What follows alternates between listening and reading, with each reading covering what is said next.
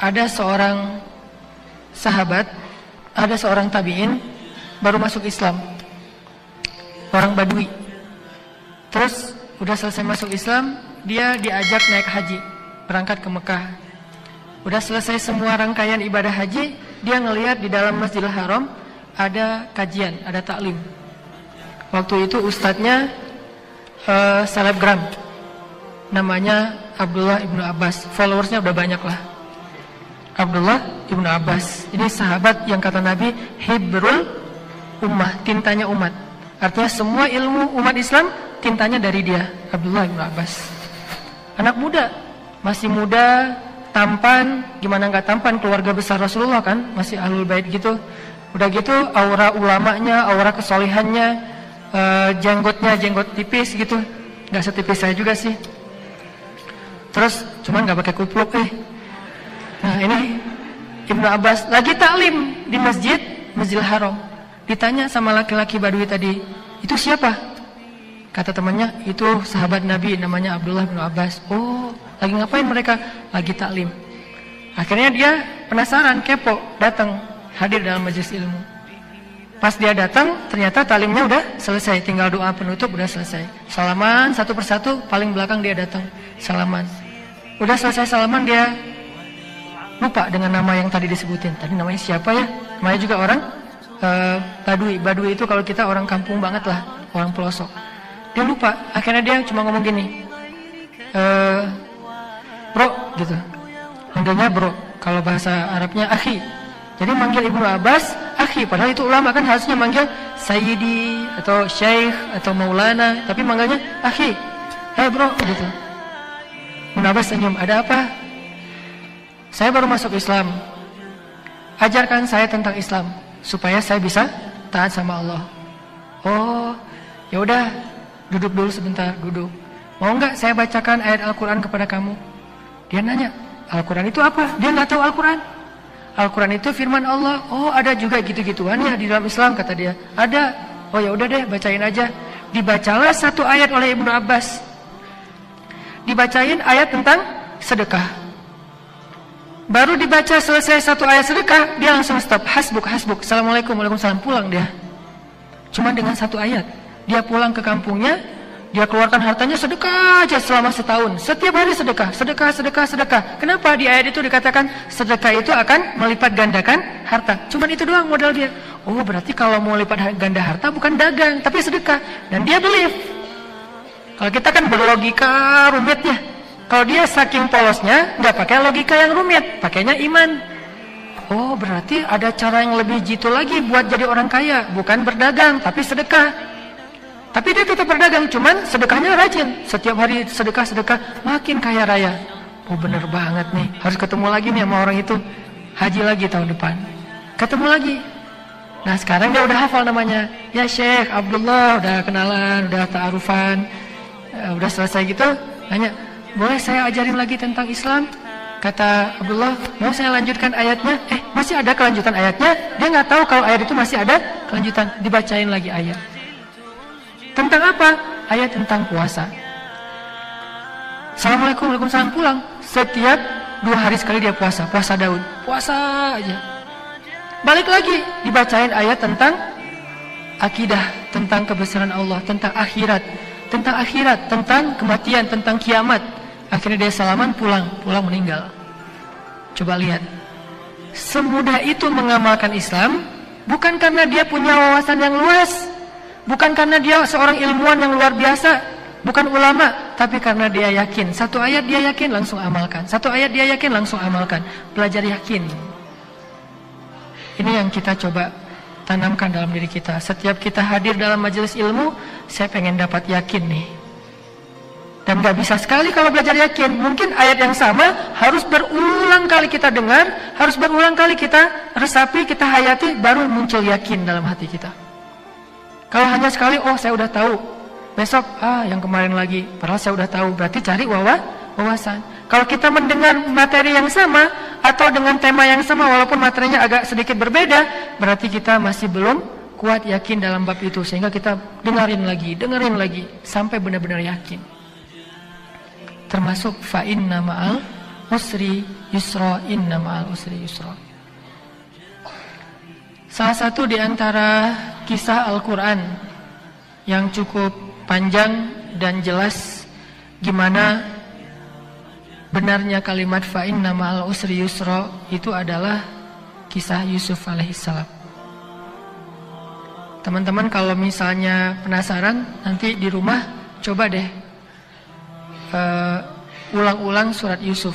Memang suratnya agak panjang, makanya baca mungkin beberapa minggu, satu hari dapat satu halaman, dihayati dengan terjemah pastinya. Nanti teman-teman akan mengerti, ternyata benar ya, dalam kisah Yusuf kaidah fa inna ma'al usri yusra, inna ma'al usri yusra itu berlaku banget dalam kisah Yusuf.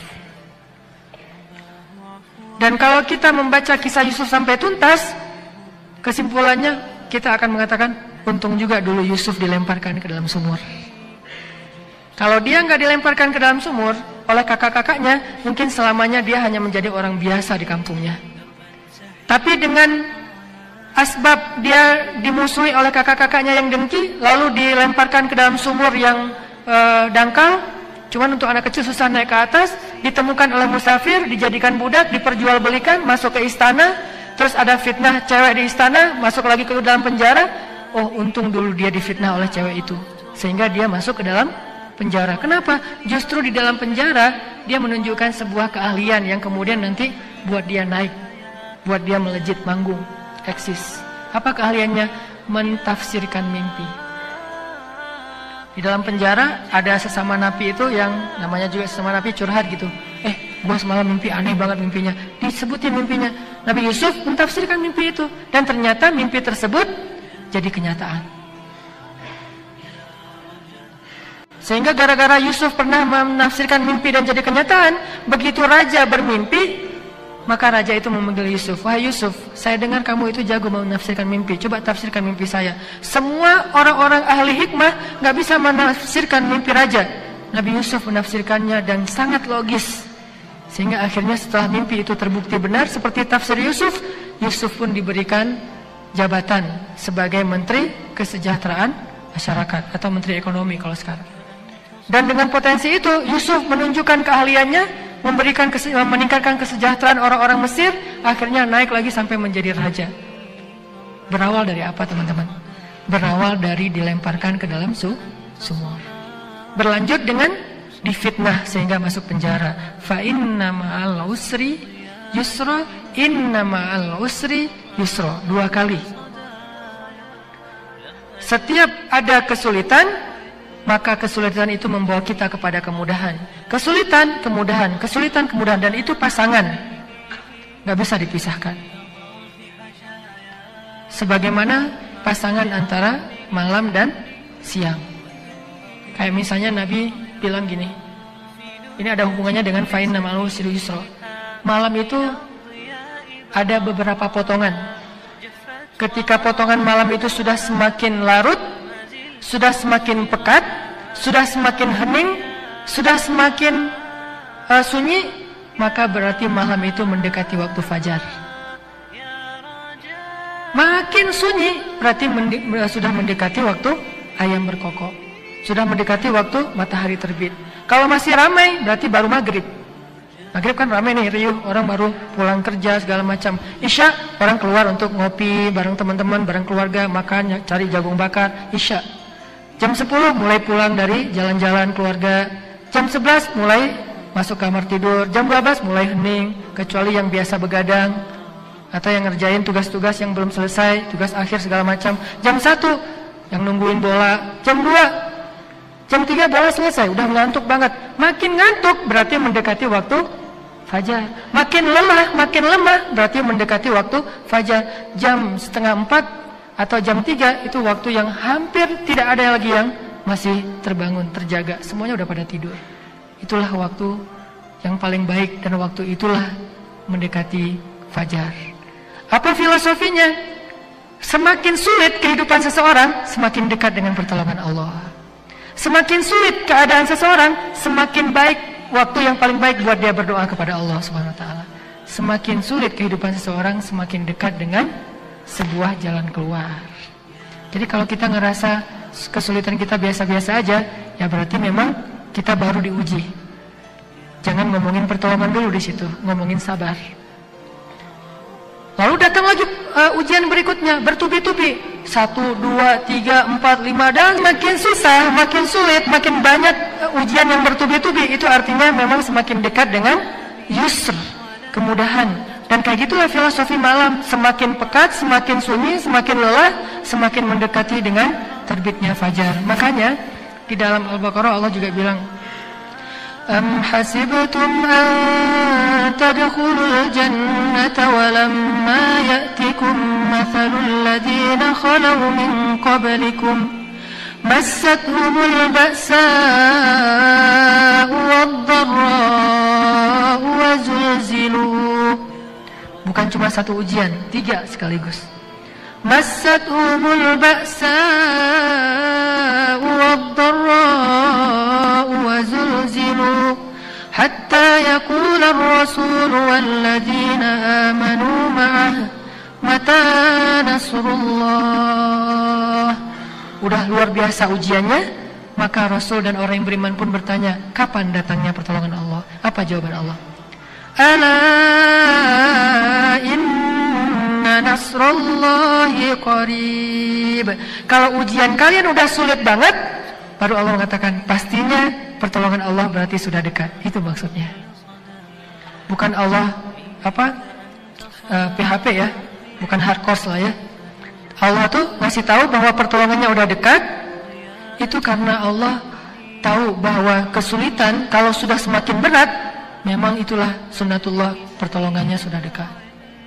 Jadi ini teman-teman yang kita coba belajar yakin. Oh, kenapa ya tahun ini saya ujiannya banyak banget. 1, 2, 3, 4 sampai mungkin kalau kita hitung puluhan.